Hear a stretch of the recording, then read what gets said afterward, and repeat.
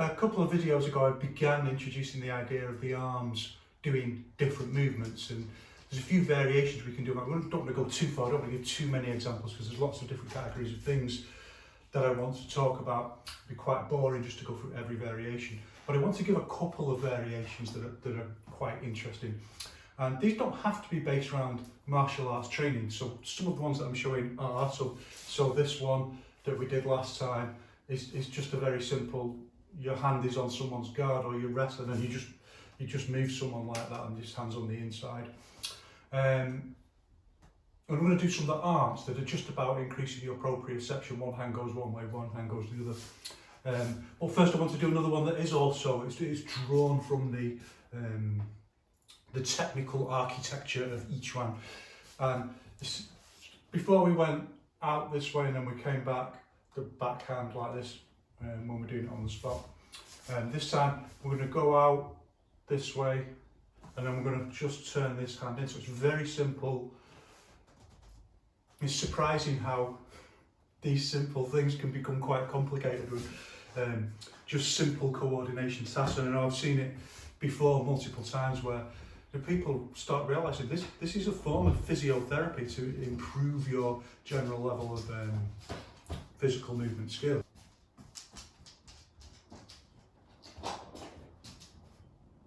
So this time I'm going to go out this way, and again we're phasing them in. We'll start this way first on 1, 2. This time this hand just turns. This is just going forwards and backwards, and this is doing a circular motion. So straight and circular. It's a little bit discombobulating for the brain.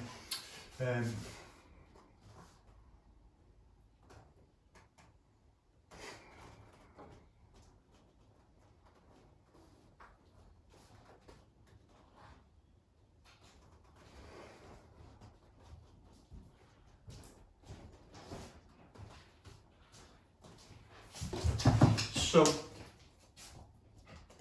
mate, I love you too, but okay, I'll just do this hand, you stay there. So that hand's going to go out straight, this hand's going to go out straight with it, and then it's going to come back in a circular motion like this.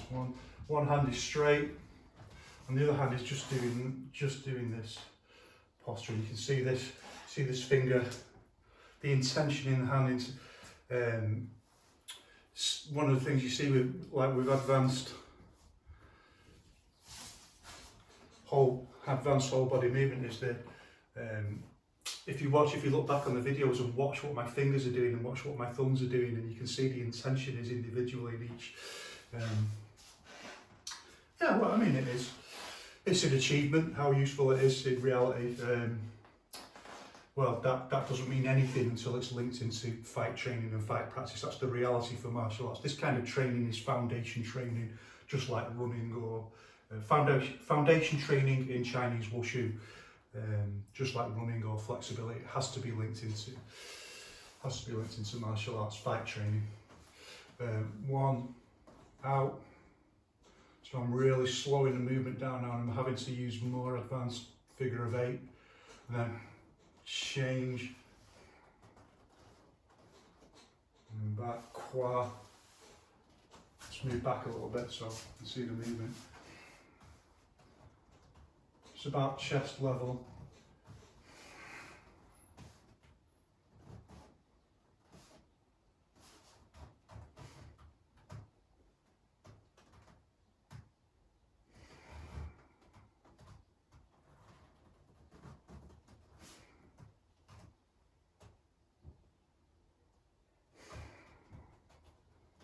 Again, don't rush. The benefit is in the slowness. The benefit is in giving the mind as much data as possible to feel how it's working, how it's interconnecting, how your body is interconnecting, how it's linking into your mind. The slower you go, the more data that you're gathering, the more quality, the higher the quality of data. The other way.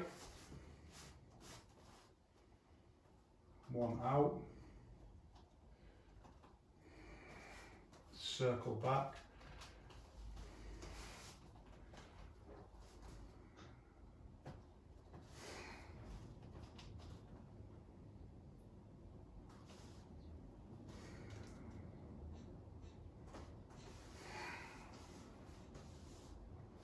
That's the basic movement. Now really engaging whole body intentionality. So more.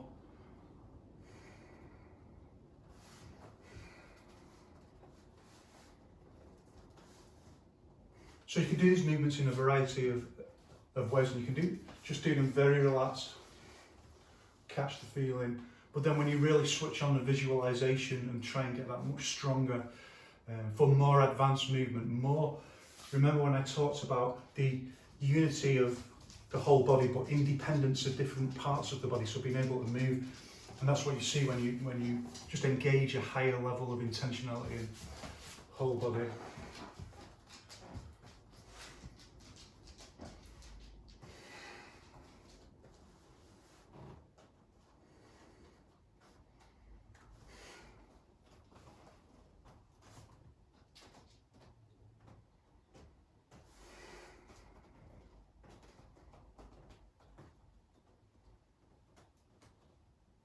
So I'm visualizing like a monster that's tied to me by ropes and it's dragging in, and now I'm pulling it, it's behind me. Now I'm dragging it in. And it's resisting. Now it's behind me again, I'm dragging it forwards. And trying to manipulate it off its balance. And now I'm dragging it.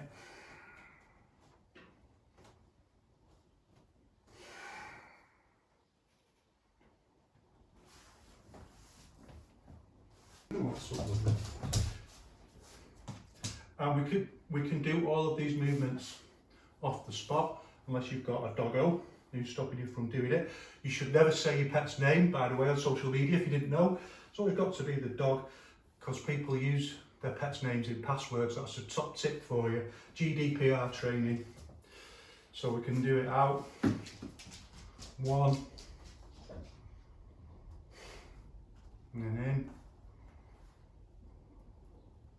Sinking the quad, shifting round on the figure of 8.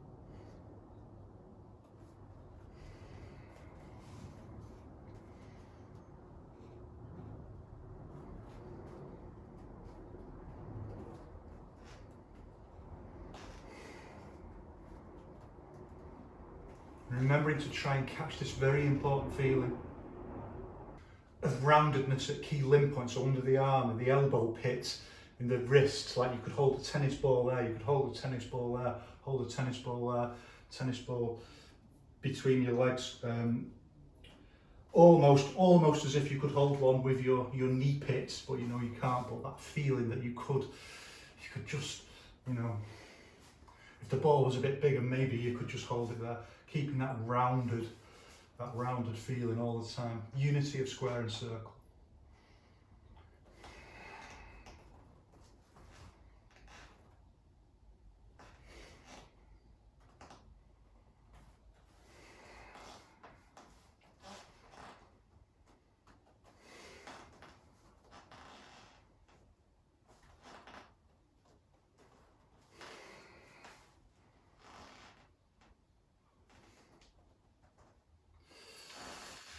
With step.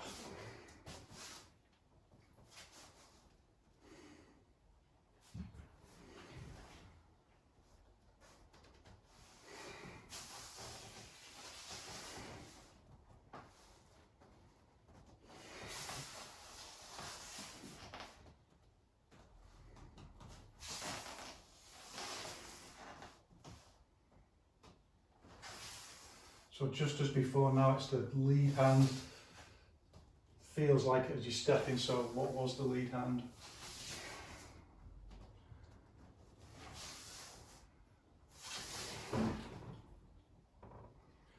Being totally aware of all your surroundings at all times. And how long your legs are. Isn't that right?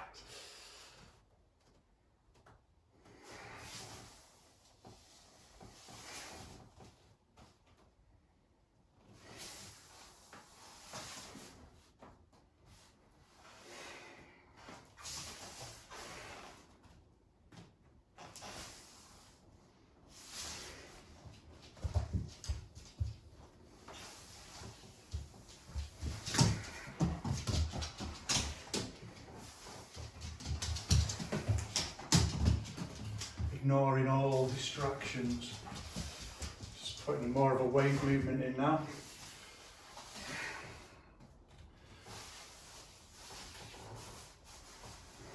So instead of just straight out, bringing in the wave.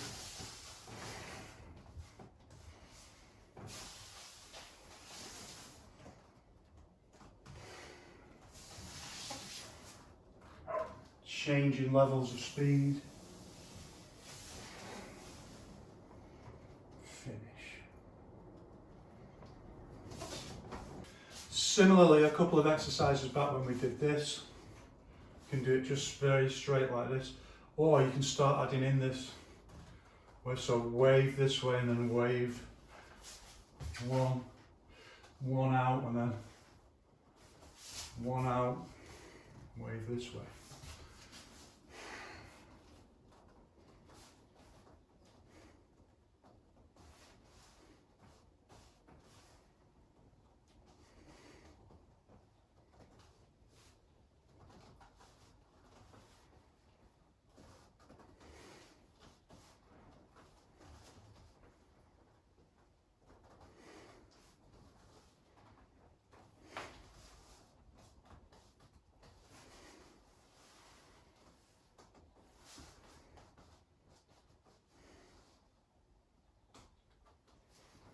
All the way.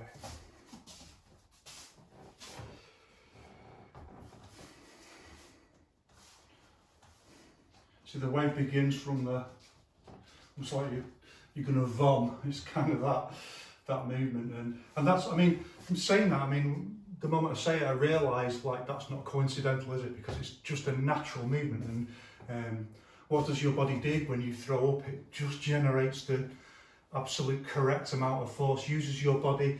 I mean, it's an absolute classic example of, everyone already knows Yiquan because it's natural, it's in your body. It's, yeah, you don't have to reinvent the wheel. You know, the fight training aspects of it isn't natural, but the natural core movement that you're trying to access is already there. Your body knows, like, there's this movement generates, as we've talked about before, with a wave movement, you know, you want the force to go that way. That's exactly what you do when you throw up. So your body knows that's the way to generate that force. The vom movement.